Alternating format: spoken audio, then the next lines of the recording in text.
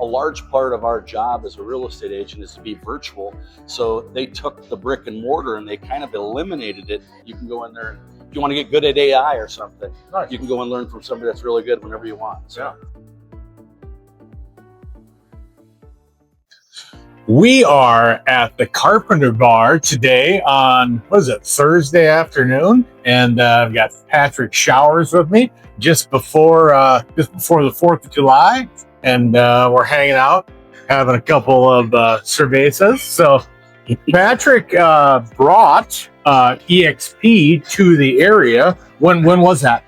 That would have been in May of last year. Now, EXP was already here at that time, but it was very small. Okay. And were they in Rapid? Is that, or were they in Sioux Falls too? They were in Sioux Falls too. I think they had maybe 25 agents that were in Sioux Falls. But yeah, I wasn't even aware of that. Yep. So yeah, that was May of last year. Yep. Tell us a little bit about EXP. Where are they originated from? I mean, they've really expanded over a short period of time, right?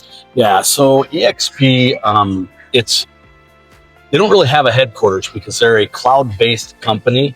So the owner of the company basically works from his home, and then he has people that work remotely everywhere. So that's a real difference.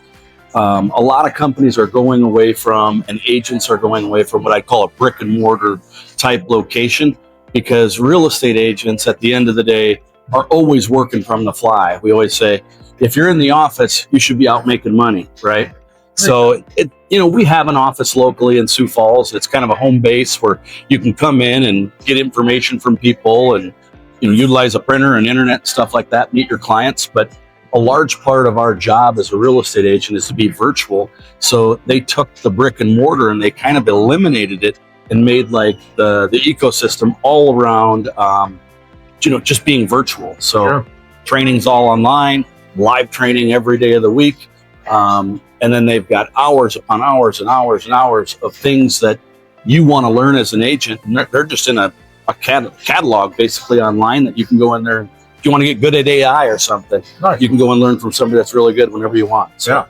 So you've enjoyed the experience. Clearly, everything that you've gotten out of it so far. Yeah, it's been a fantastic move for us. There's, some of the other things that we get is they give stock. We're traded on the New York Stock Exchange. Okay. And, when you sell houses and when you cap in real estate, they're giving you stock and it's completely free. And, they just award that to you as you go. They also share in the absolute revenue. Since there's no market center, there's no franchises. So when there's no franchises, there's no franchise owner that needs to be paid when somebody sells a house. Okay. They take that money that the franchise holder would generally be getting paid, and they give it to the agents that have joined the company that have brought other people along kind of on with them at some point in time. So like right now, I've got agents that came to EXP, not only in Sioux Falls or South Dakota, I've got people in Ohio, Colorado, Arizona, California, Iowa. Wow. So I'm able to build a real estate company where every time there's a sale, I get paid for my efforts all over the nation without really zero financial risk. So it's another real cool part. So if I'm hearing you right, they can pay more back to the agents. Your split is it's calculated a bit differently because there's less layers of people to pay out in those crops. Correct. Right? Yeah, that'd be exactly correct. There's just extra left over, and they really want to give agents the ability to sell houses, a really good platform, give them the tools, do a great job doing that. I have to also add that, the last year in real estate since I switched over has not been what I would call an epic year. It's not like it hasn't been crazy. It's not been bad. It's just decent. Yeah. But our production in the last 12 months was higher than any other year that we've had since I've been in the business. Nice. And, I can say maybe some of that's because of my move. Some of it's maybe because I'm more focused on the sales side of things right now. But it's just been a really good overall transition for me and my wife. So, that's great. One thing I haven't heard a whole lot about recently, but last year at this time, it felt like it was talked about all the time, is the change in how realtors are paid commissions and the structure of that. It went to It went to the Supreme Court, and then ultimately, I guess the favor was on the consumer, right? That's who. If it was a lawsuit, I'm not even sure. Was it a lawsuit? Yeah, it was a lawsuit right? against the National Association or National Association of Realtors had a lawsuit. Yes. Yep. And essentially, what happened is there's a lot of confusion here. So I'm glad you brought this up. Headlines came out and said, "Sellers, you're no longer going to have to pay the buyer's agent," which could be true in certain situations, but it's not the norm. Really what it is, it's the way that buyer compensation between them and the agent is communicated through the MLS, and that's what's changed. Okay. So you can't, as a seller, communicate on the MLS what you're willing to pay that buyer agent, before they go and look at the property. So it came out and it just said, hey, they no longer are going to communicate it this way. People heard it as, well, if I'm going to sell my house, I don't have to pay my buyer's agent, which technically you don't. But where it gets a little bit dicey is, kind of what I'd call the aftermath, right? Also with that NAR lawsuit, what happened is they require a buyer's agent before you show one house. You can't even open one door without an agreement that says, this is how much you are going to pay me as an agent. So an agent, before we can make an offer, before we can look at a house, has a contract with the buyer. Okay. Now, sometimes the seller is going to be willing to pay that. If the seller is not willing to pay that, then the buyer would need to come with that money at closing to pay the buyer's agent. You made it last. So USA Home Bids, I'm a state director for them. I've been a state director for them for a couple years now, and I brought it in. And basically, it's a marketing platform, essentially is what it is, that gives sellers another option to sell their home. And the way they sell it is on a bidding platform. We list them usually on a Thursday. We'll run through the first weekend, do 2 open houses, have 1 open house the following week, and then 2 more the last weekend, and then we close the bids usually Sunday evening. Yep. And what we generally are trying to do is get as many eyes on that property as possible. Which you do a good job when you know exactly when. And, right. I mean, you almost to the point where you want people to only go through it in the open house. It's not even really open other than your open house. Clearly, if there's an exception, but you mostly want everyone to be coming through in your open houses, correct? Yes, because there's some open houses, I can tell you, where I've had about 100 families through in a 2-hour period. And that is crazy to me, right? Now, there's reasons, and I'll get into why so many people come. But, first off, if I've got 100 families that are going to look at it in a 2-hour window, and then the next day I might get another 50 or 60 families through it during that 2-hour window, and they all are wanting to come in. If we just opened it up to, hey, to set up a showing with the seller, they'd have to move out of their house for 10 days. Yeah. I mean, they just would never be there. Yep. So the 3 things I think that sellers are looking for is they want to sell their house for the most amount of money in the least amount of time with the least amount of hassle. So the most amount of money is we get people to go and make bids. Yep. Completely transparent. Every single person that goes in there gets to see the other bids as they go. Okay. And when they're looking at these bids, an auction at that point in time. Well, we're not an auction. We are a bid platform. But it's similar. But it's similar in the mindset. That's you go to everyone's been to an auction and you're bidding higher than what you necessarily maybe would have, because it's the fun. You don't want to lose, right? You don't want to lose, right? I don't know, on eBay, just to give an example, you'll see something that starts at 99 cents and it might be a $500 item. Yep. And I'm like, 99 cents, I'll bid on that. I'll bid on that. I'll throw in $20 and see what happens. Well, eventually what happens, I get an email and it's like, you've been outbid. Your next bid, you need to bid $21. I'll show you. Exactly. And then at the very end is when things really start to happen. So it's the same thing. So we're going to get people to compete, but we're transparent because they all get to see the bids. No doubt. Anything else before we part? Well, what else did I want to cover here?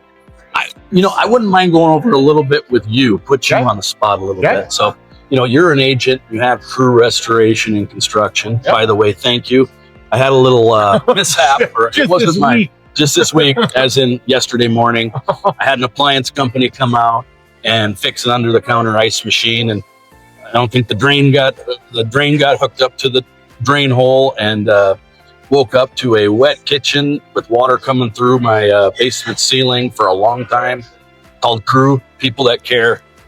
They were out there in 10 minutes, and we're getting it under control. But you're also a real estate agent, and one of the things, like this morning I went out and looked at a house that was inspected because some issues came up on it. Sure. And I try to look at it subjectively and kind of make sure that we're looking at the right things.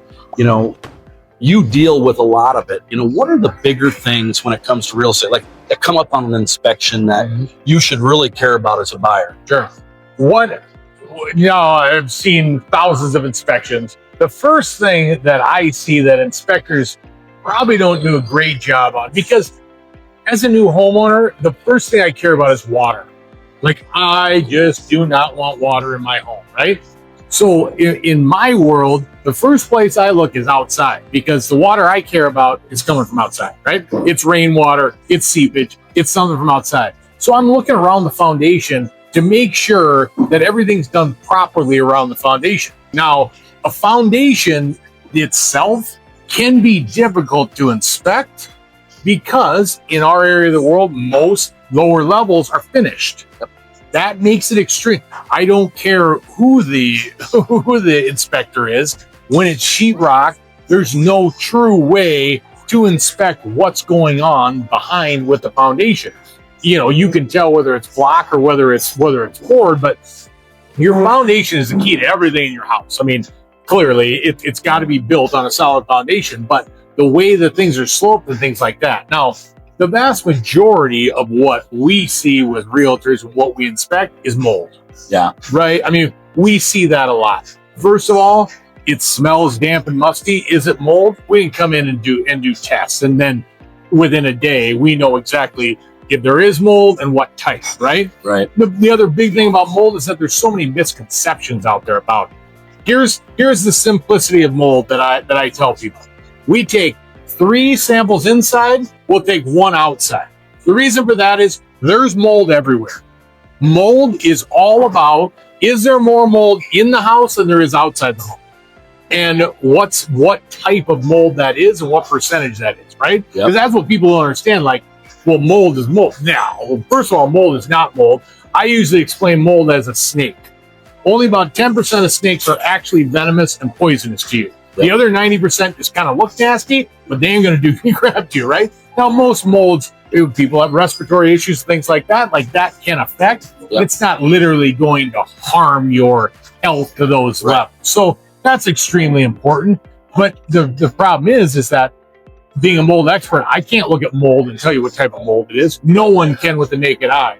You need to sample it. We need to send it into a lab. And the beauty is, we can't test it, so we've got to send it to a third-party lab. So you always know, right? It's an impartial person. The place we send it to is in Florida. They don't have any idea who anyone is here, right? So that's extremely important that you're getting an impartial report on exactly what's going on in your home. But that mold and water are the big keys. I mean, after that, you're talking about, maybe some things with the roof and things like that. Like those are clearly important, but for the most part, a lot of those issues you can see, but we talk about it all the time. The 2 places that a homeowner, I don't care how long you've owned your home, you've probably never been in your attic or on your roof. I was on my roof for a little bit. My neighbor, hold on tight. I don't know. With my older age, I was trying to hang Christmas lights, and my neighbor came over and he's like, "Get off there! I'll help you." Exactly. So that's important that we see those things. The attic is so important for efficiency in your home. Yeah. Thanks for listening in, guys. About time to go have a beer. We'll see you soon. All right.